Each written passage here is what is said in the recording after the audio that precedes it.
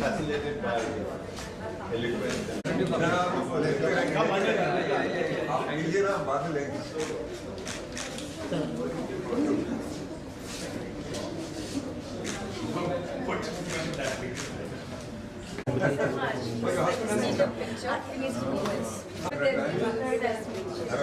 This is cinema at its best.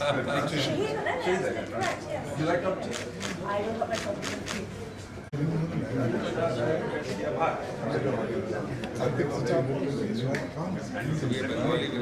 I'll be quite happy to have this kind of fun.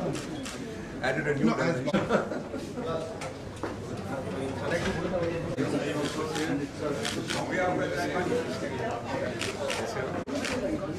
You'd like to increase it height now.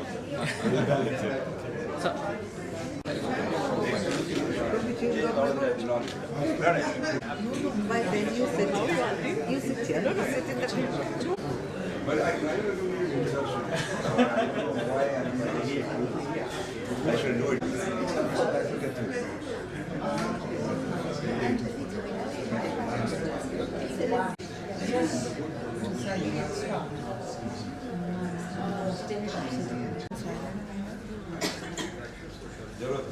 Please.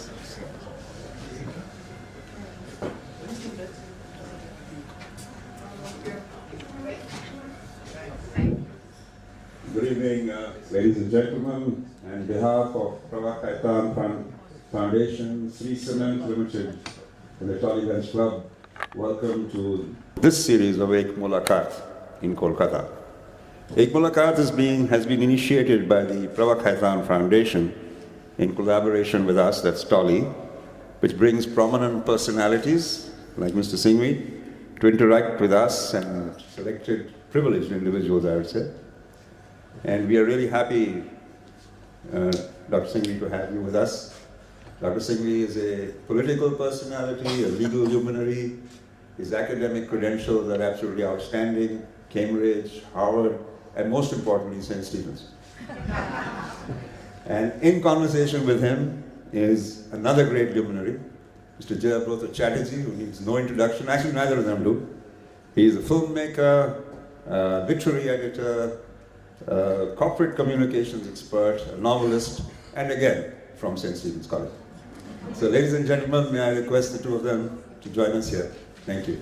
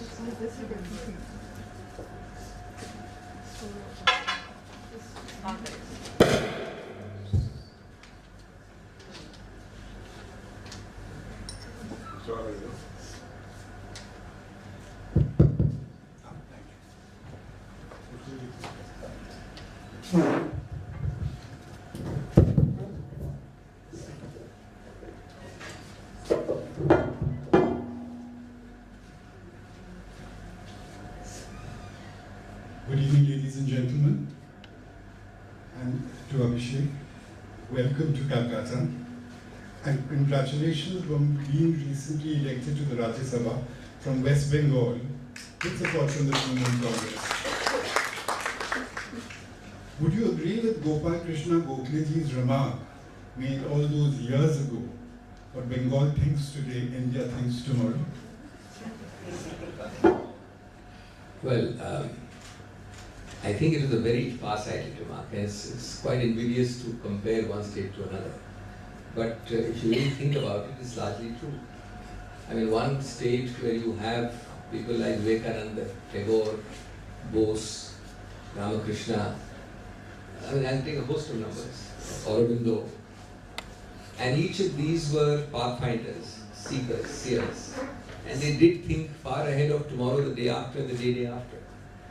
you have had great souls in different parts of other states, but the concentration of such brilliance in one state is quite unprecedented.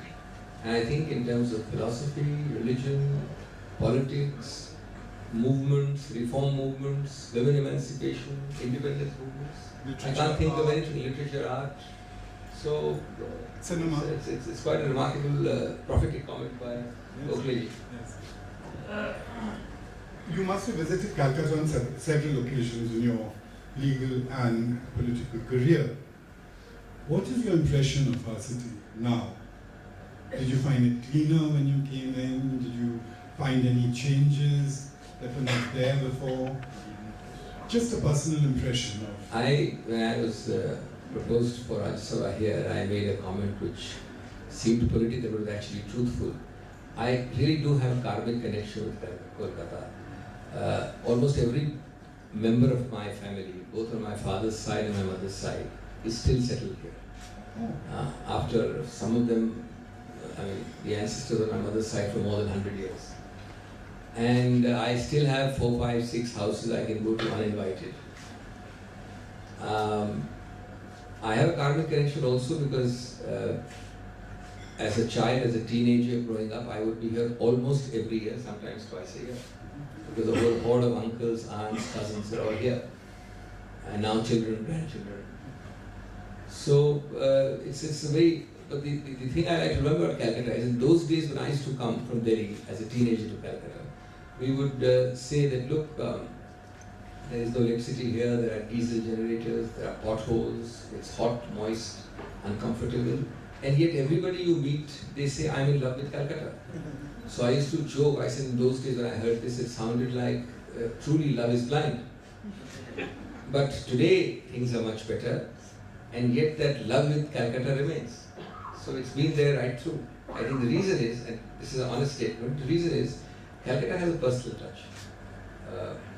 Mumbai has a professional touch, an excellence at a professional level. Kolkata has a personal touch. And Delhi, unfortunately, has the least of both.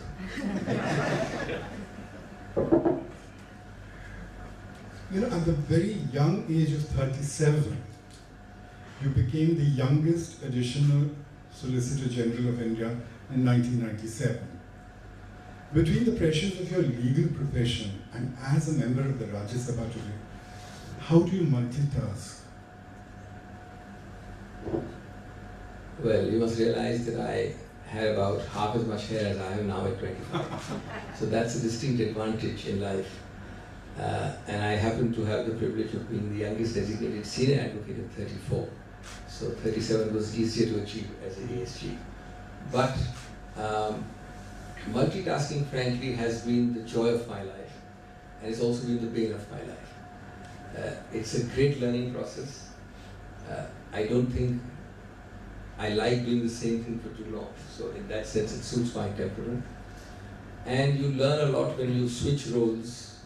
And there's a remarkable synergy and similarity between the roles as a lawyer, as a parliamentarian, and as a spokesperson. You'll be surprised at the synergy. And yet there are very, very stark differences. And I think both, to notice both the same day, and sometimes in the span of 5 hours in the morning, to notice the similarities and the changes is a great learning process. But the only difference is now as I've become older, I used to get very agitated at not being able to do all the multitasking which I'm supposed to be doing. And now I'm at peace with myself. What I can do, I do comfortably, enjoyably. What I can't do, I don't regret. So, is this, wisdom that you're talking about, of detachment that has come in, been part of an upbringing that you had imbibed but not really, thought about, and it's becoming far more obvious to me? Well, at one level, I come from a family which has had a public life element right through. My grandfather was in public life, although he died very early. My father was in public life, he was also in the early 60s.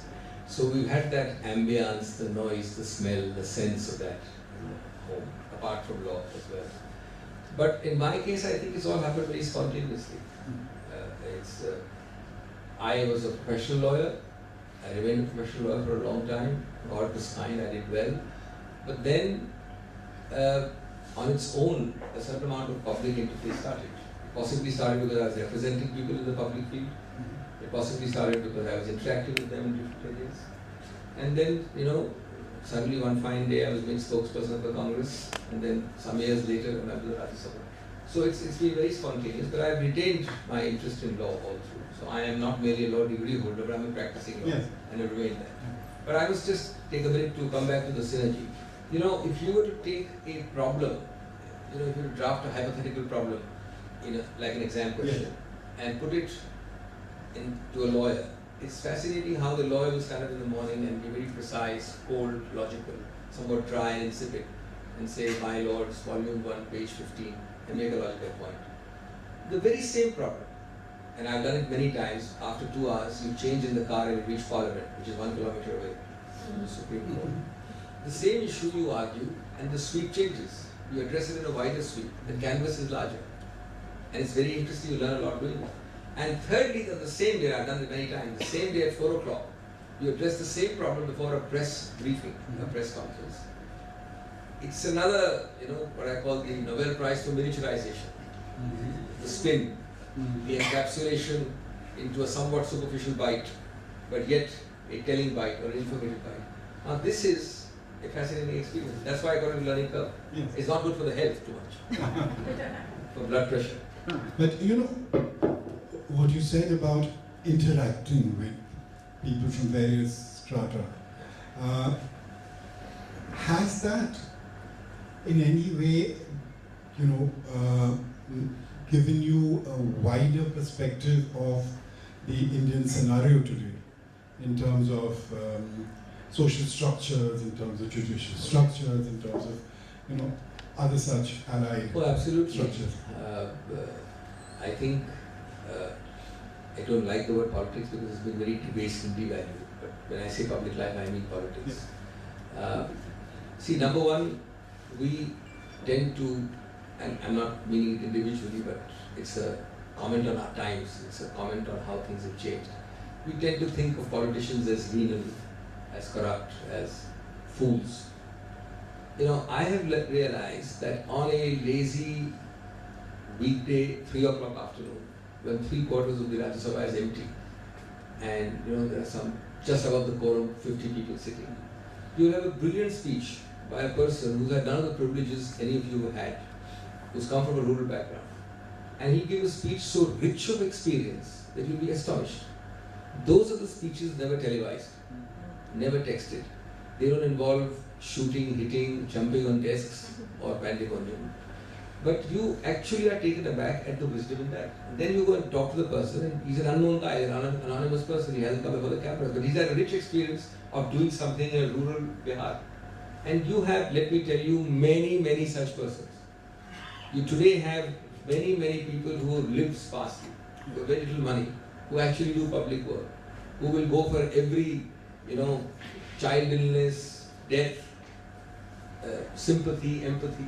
Now that is what public life teaches you. And they are not the kind of people you think they are. Of course, there are lots of the other kind you think rightly they are. But, one has to think out the balance. That's the teaching. But, that is also, your academic career has been brilliant. Right from passing your Indian school certificate examination, topping it, to college, whatever. Were you in school ever a bookworm, a studious type, or were you somebody who enjoyed other things as well?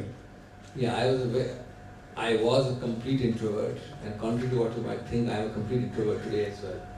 This is a very startling comment, but I am an introvert.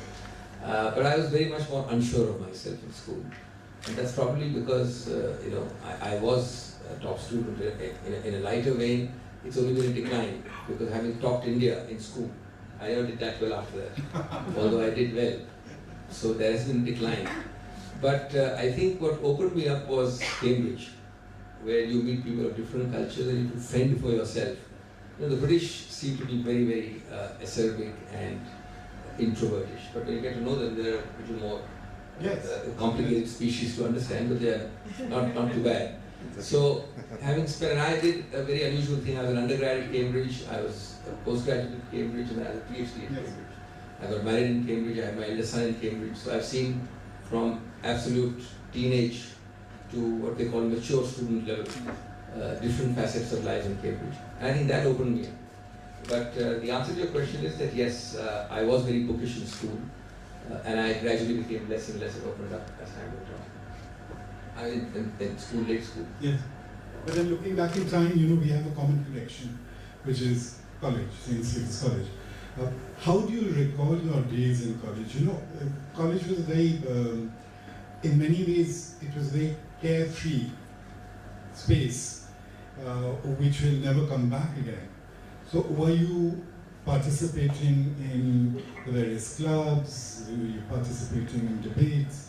Were you taking part in sports when you were in college, or were you just studying? I should have mentioned, the opening up started from St. Stephen's.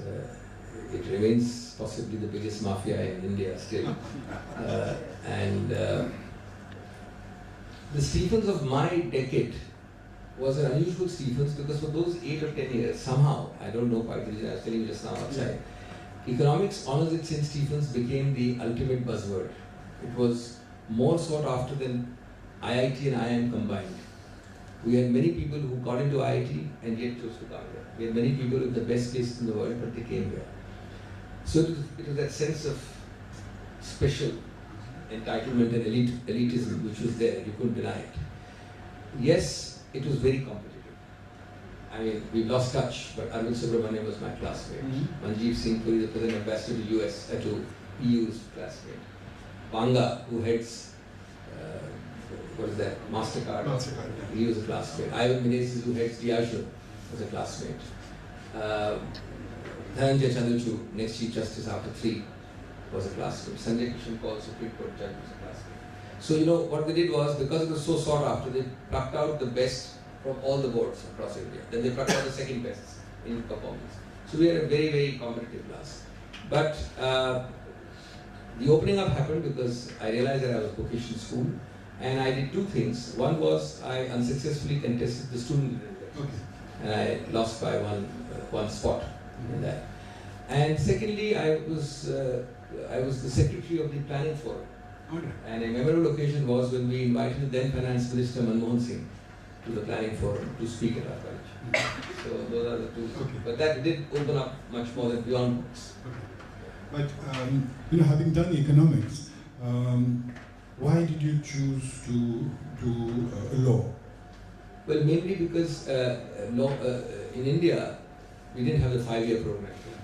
So law was, in that sense, a postgraduate first course. You could not do law without an undergrad in India.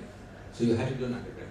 And an undergrad, the best available undergrad in the country. And remember, I was a senior Cambridge topper. So I was selected by St. Stephen's. The best sought after course for a first degree BA was economics honors by far. So that was a natural choice. And after that, you could have gone and done different things like IIMs and things, or you could have gone into law. There was a background of law in my family, but unlike others, I went straight after that to Cambridge and did my law track course. So that was a break from India, whereas a lot of other of my classmates went to do law in India. And the reason for law is that since you asked the question, let me add. Law during my time was actually a refuge of last resort. You try exams, you try the IAS, you fail the IAS, you do everything else in life and then come to law. There have been 3 remarkable, and I mean this seriously, developments in the last 30, 40 years in law. One, from a refuge of last resort, it has become an option of first choice.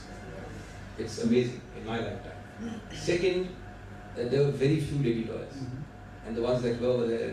Today, ladies at all levels of the profession are not doing well, but they're doing superbly well, except the very, very top, because it might take 1 generation to reach there. But they're all doing very well. And the third was that people unconnected with law are now going to law. At that time, it was still basically lawyer families or law-connected families. I have now extreme examples of top doctors' children going to law, industrialist children going to law, engineers, architects children going to law, which is a very good sign of the profession. Absolutely. As you said, it was the last resort. But the last resort also is politics. They say that, you know, the last resort for rogues is politics. It's a very facetious statement because I think that it demeans in many ways what the political scenario should be like. Would you like to comment on that? You're right in a sense, because the route to politics would be after you took the last resort of law and then became a briefless lawyer. So that was, I mean, some of our top politicians had been briefless lawyers. The notable exception was Motilal Nehru, who commanded a practice of something like 2 lakhs in the 1920s for a single case. He went to the Privy Council to argue a case and charged 2 lakh rupees. That's an unbelievable figure in those days. But many of the politicians of that era did not, in fact, practice law, were not very successful. That includes the Jawaharlal Nehru, includes Govind Vallabh Pant, etc. But I think politics is one area which is not, you can't really compare it to a profession. We tend to make costly comments. It's neither a profession nor an industry. It's a sui generis special category. You do require no qualifications, and in a sense you require a lot of qualifications. So I think it's an incomparable niche, and you need to be that, and it's a lot of tukkebazi there as well. You see, unlike anything else, politics is one area where there's no hierarchy of progression. There's no hierarchy of seniority. There's no hierarchy that, you may be working 5 levels below me, but after 5 years you may be my boss's boss. So that's very peculiar to politics. Yeah, but politics also, you have to have a very thick skin. Absolutely.